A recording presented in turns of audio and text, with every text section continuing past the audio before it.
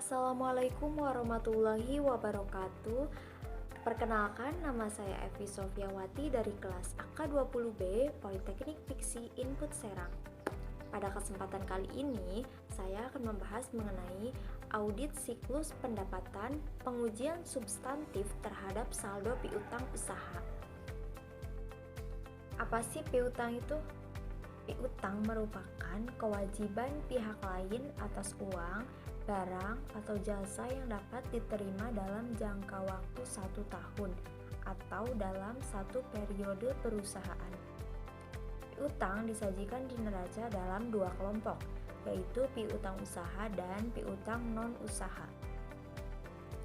Piutang usaha yaitu piutang yang timbul dari transaksi penjualan barang atau jasa dalam kegiatan normal perusahaan. Sedangkan piutang non-usaha timbul dari transaksi selain penjualan barang dan jasa kepada pihak luar. Misalnya, piutang penjualan saham, piutang klaim asuransi, piutang dividen, dan lain-lain. Tujuan pengujian substantif terhadap piutang usaha. Yang pertama, memperoleh keyakinan tentang keandalan catatan akuntansi yang bersangkutan dengan piutang usaha.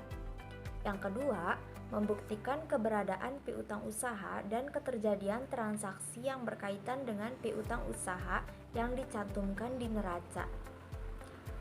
Kemudian yang ketiga, membuktikan kelengkapan transaksi yang dicatat dalam catatan akuntansi dan kelengkapan saldo piutang usaha yang disajikan dalam neraca.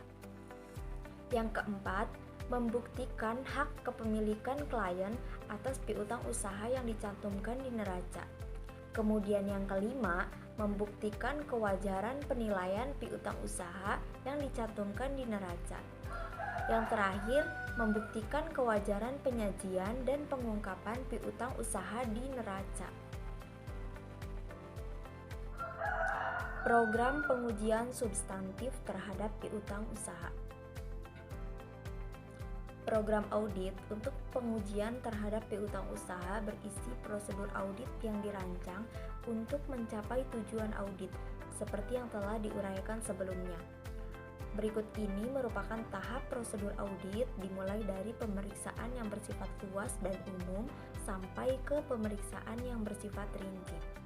Prosedur audit terbagi dalam 5 tahap. Yang pertama, prosedur awal audit.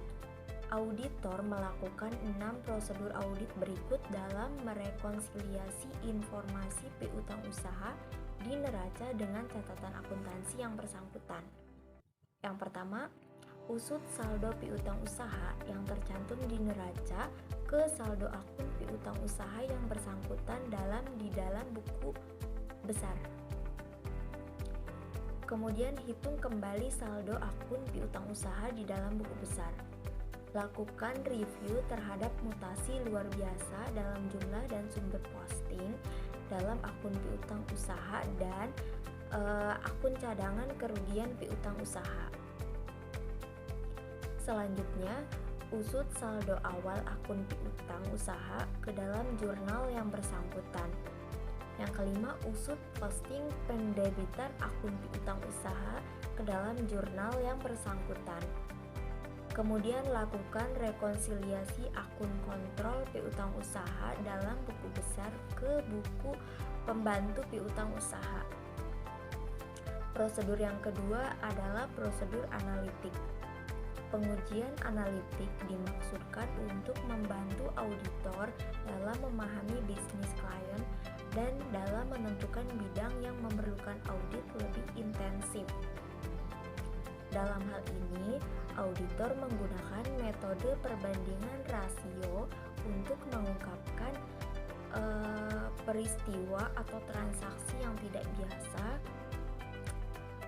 perubahan akuntansi, fluktuasi acak, dan salah saji. Kemudian prosedur yang ketiga adalah prosedur audit terhadap transaksi rinci.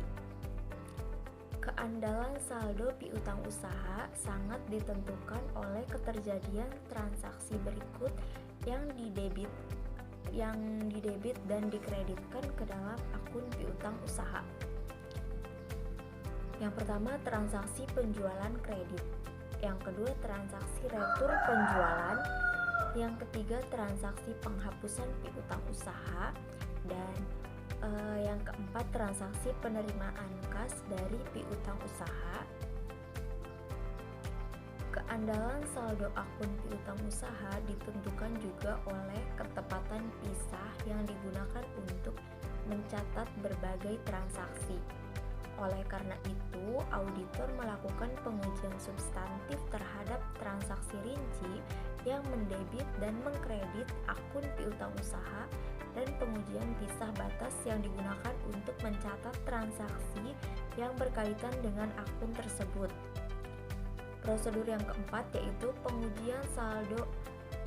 pengujian terhadap saldo akun rinci. Dalam siklus pendapatan, pengujian terhadap saldo akun rinci difokuskan ke saldo piutang usaha dan akun penilaiannya. Tujuan pengujian saldo akun piutang usaha rinciannya adalah untuk memverifikasi keberadaan atau keterjadian, kelengkapan, hak kepemilikan, penilaian,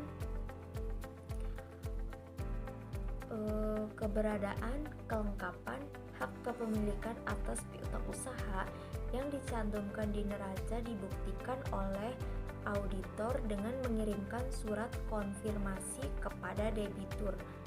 Untuk memverifikasi hak pemilikan klien terhadap piutang usaha di neraca, auditor melakukan pemeriksaan terhadap dokumen pendukung terjadinya piutang usaha, memeriksa jawaban konfirmasi dari bank, dan meminta surat representasi mengenai piutang dari klien.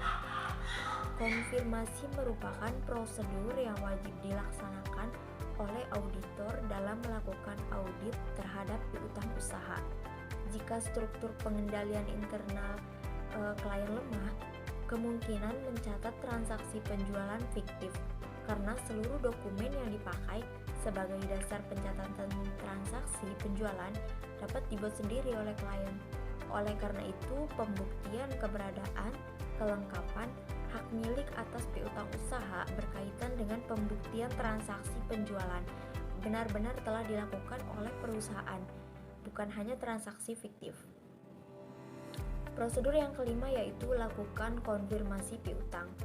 Prosedur ini ditempuh oleh auditor dengan tujuan untuk membuktikan keberadaan debitur perusahaan pada tanggal neraca dan memiliki utang pada tanggal tersebut pada klien sebesar yang dicatat oleh klien. 3 hal yang harus ditempuh oleh auditor untuk mengirimkan surat konfirmasi kepada debitur adalah menentukan metode, saat, dan luas konfirmasi yang akan dilaksanakan. Pilih debitur yang akan dikirimi surat konfirmasi serta kirimkan surat konfirmasi. Baiklah, cukup sekian pemaparan materi dari saya. Kurang lebihnya mohon dimaafkan. Wassalamualaikum warahmatullahi wabarakatuh.